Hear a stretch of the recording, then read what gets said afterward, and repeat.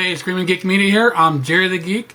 Today we're going to be talking about Halloween Ends, the latest in the franchise, the new trilogy. It just came out yesterday. We'll talk about that. But before we dive in, let's, if you like physical media, home theater, movies in general, please check out my other videos on my channel. I got, the reviews, custom covers, updates. Also do some obscure reviews of movies that you may not know about, some like family or Christian movies. Kind of nice to give some recommendations out there if you're looking for something different. So like and subscribe, turn your bell notifications on. So before we actually get into Halloween Ends, just touch base on the previews they showed for other movies coming out. There was a couple that really popped, stuck in my head that I wanted to mention. One of them is called Violent Night. Man, that looks freaking nuts. Looks very good. There's going to be a bloody movie. Also has throw some comedy in there.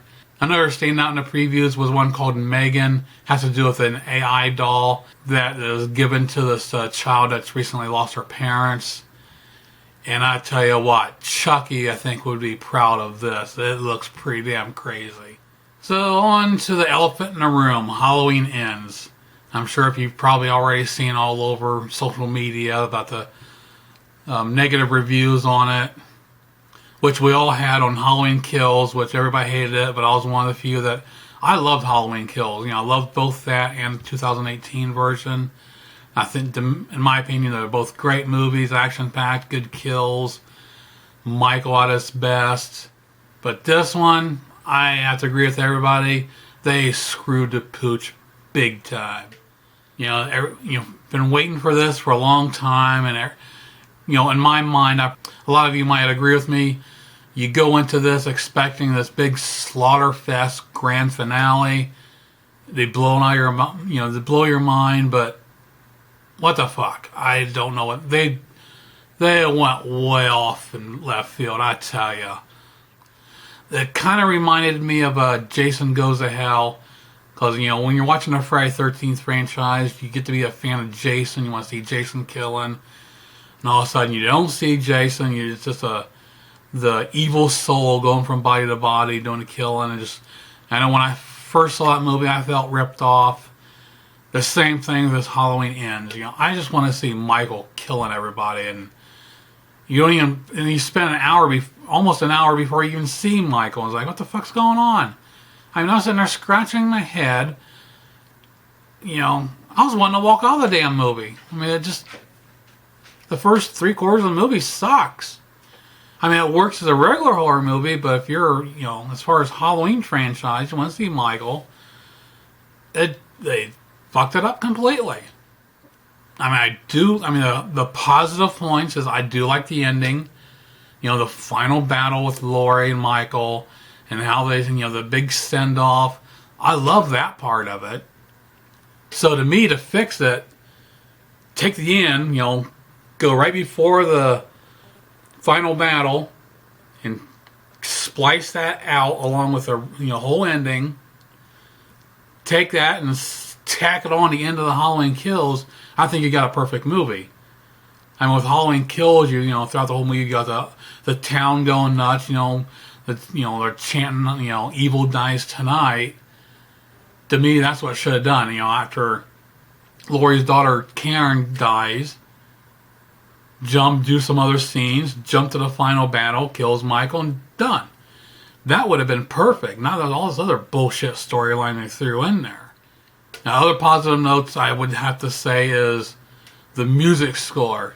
It was done again by John Carpenter, his son Cody, and a third guy, I can't remember his name, but all three of them have done this whole entire trilogy. The music really kicks ass in this. And it kind of makes up for the fucked up storyline. So, another highlight is seeing it in Dolby Cinema. This was a much more intense experience than Halloween Kills. Even as bad as the movie was, the experience was incredible. Even more so than Top Gun Maverick. Me and my wife saw that on Dolby Cinema. But this one actually took another level. I don't know how often the theater was shaking. It felt like it was having a freaking earthquake. I loved it. It was a great experience. You know, I'm glad I got to do that because I mean, if I had watched this at home, I would have been totally disappointed. There wouldn't have been much positive about it.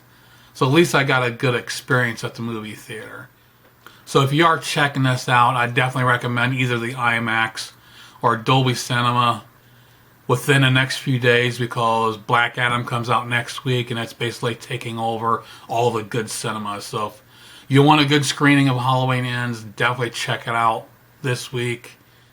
I mean, like I said, it was a shitty end to the franchise. I mean, like I said, the ending was great, but the rest of it, I don't know what the hell they were thinking. Again, chop it off, put it with Halloween Kills, and they could have been done. Instead of writing all this new story and, you know, this narrative by Laurie Strode.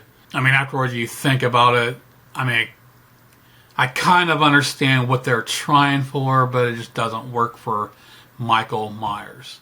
I just feel ripped off. I didn't see all this great gore scenes.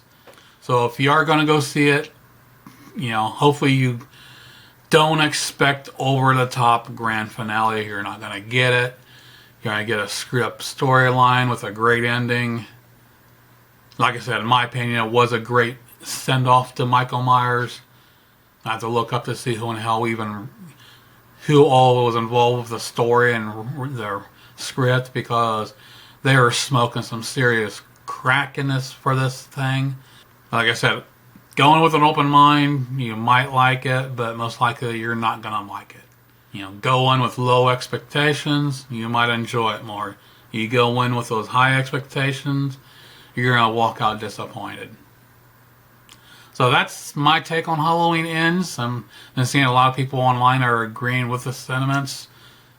So check out my other videos on my channel. Like and subscribe. Turn your bell notifications on for future videos. So I just got Christine on 4K and watched it, and I will be doing a review of that in the next few days. Also, I'll be doing the Mission Impossible franchise, which I just started with the first one. And I got some other 4Ks I just recently got, and got a couple more coming. I'll definitely be doing reviews for those in the near future. So we'll see you soon. Geek out.